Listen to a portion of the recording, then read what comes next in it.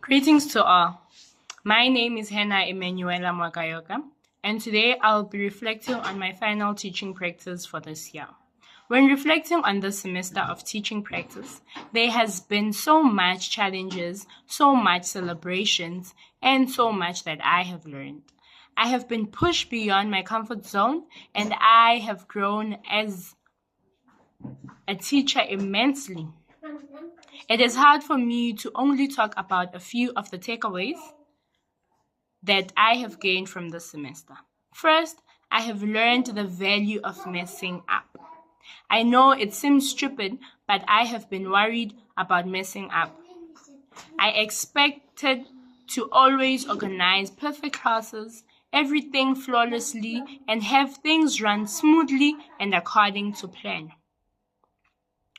And let me be the first to admit, this is extremely rare.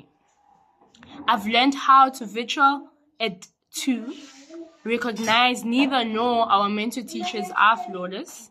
We all have things to learn, and my teaching experience has taught me how to learn from my mistakes. I have learned how virtual it is to recognize that neither we nor our mentor teachers are flawless. We all have things to learn, and my teaching experience has taught me how to learn from my mistakes rather than allowing them to happen again. Almost every day, I have learned something from my mentor teacher and from the learners, and being open to this and vulnerable allowed me to grow, adapt, and think on my feet. Having these encounters as a learner's genuine life, I was able to create greater connections with the learners by being open about my mistakes and flaws. This is yet another semester takeaway. I've always prioritized building good relationships with my students in order to provide the best learning experience environment possible for them. But I was able to clearly appreciate the significance of over the semester. Being the first placement where I was able to spend every day of the week with the learners, I was truly scared dealing with the older educators and bright student teachers from other colleges. But I worked hard to break down their walls and get to know them as individuals. I've enjoyed learning about each of my learners' likes, dislikes, strengths, and flaws. This, I believe, has allowed me to better teach learners and has made my classroom a more enjoyable place to learn.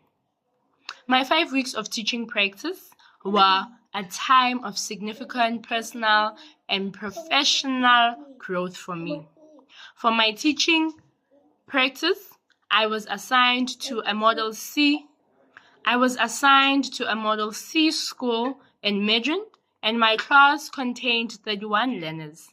Because of each learner had a distinct personality and a set of circumstances, it made for an exciting and frequently hard period. The mentor teacher was a gifted and committed teacher with over 30 years of experience. She had been a 6th grade class, so this is where I finished my practice. During the first 2 periods, I observed my mentor teacher, teaching techniques, classroom management plan, and insistent on discipline in her classroom. The task ahead of me appeared formidable, but I was enthusiastic about it. I did not realize that I was up against until I started teaching during the next 2 days of my practice. The second week of practice was a time when I had to master the methods I would need to survive as a teacher as quickly as possible. I, like everyone else, struggled with managing their class time. allocating adequate time for each activity, spend too much time verifying learners' assessments, giving instructions, and taking attendance, leaving only a few minutes to cover the lesson topic. And that some grade 6 learners still behaved as if they were university students, preparing to be reprimanded by their classroom teacher only. They would prefer to listen to her, and when unable to follow orders from me, because I looked no older than their big sister. I did not always receive enough respect from the learners since they saw me as a student teacher rather than a teacher. I was able to observe the excitement of the creative arts teacher as well as their distinguished teaching approach and classroom management techniques. I could think of their lesson and select what I would take from their approach and what I would change. Because of the medium-sized classroom, I was able to develop a good relationship with each learner, and I was grateful for the opportunity to have good discussions with the class about the importance of having self-discipline in all areas of life, and that it was important for the class to adopt a more mature behavior. I finished my teaching practice during the final weeks of my 5-week teaching practice. My mentor teacher gave me guidelines and suggestions on how to improve the effectiveness of my lessons. My lesson plans used to include a lot of objectives, but they were not immediately tied to a set of evaluations that would assess how well the class grasped the material covered through the lesson. My varsity sent assessor suggested that each aim in the lesson be attached to a significant assignment that would measure and demonstrate that the class grasps the material of the lesson. This gave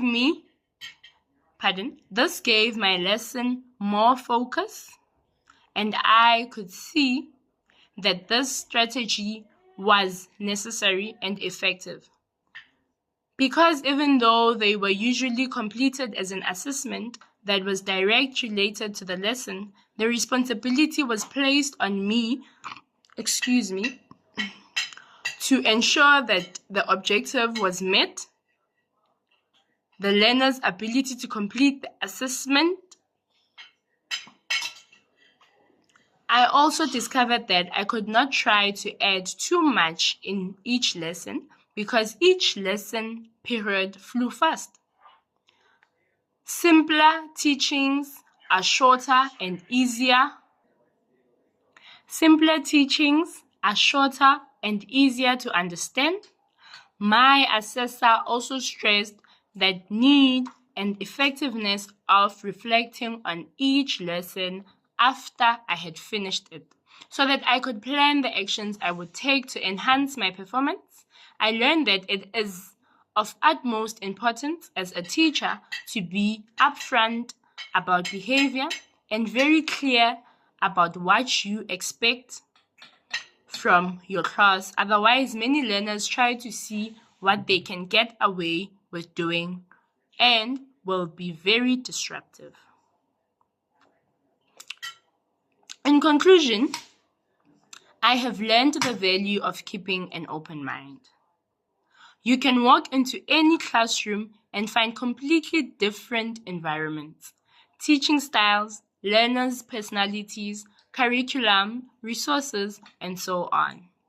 For the first time, I had to learn how to use a smart board and an overhead projector, which was difficult at first, but was a great experience with the help of my learners. It was very easy to develop your own methods and approaches to teaching, regardless of what else you've experienced. I have discovered that being open to techniques and styles that I am not used to can help me learn more ways to serve my learners while also learning more about what I like and dislike as a teacher. Nobody ever had a flawless teaching practice. I was fortunate to have enjoyed mine, but I've also realized that there's value in learning about what you don't want to do as a teacher, just as much as studying what you do. It is crucial to maintain your open mind so that you can grow into a more effective teacher. Despite the difficulties and obstacles, I thoroughly loved my teaching experience. Throughout the semester, I experienced both lows and high periods, but I can clearly see how it all contribute to my growth as a teacher in the future. Thank you very much.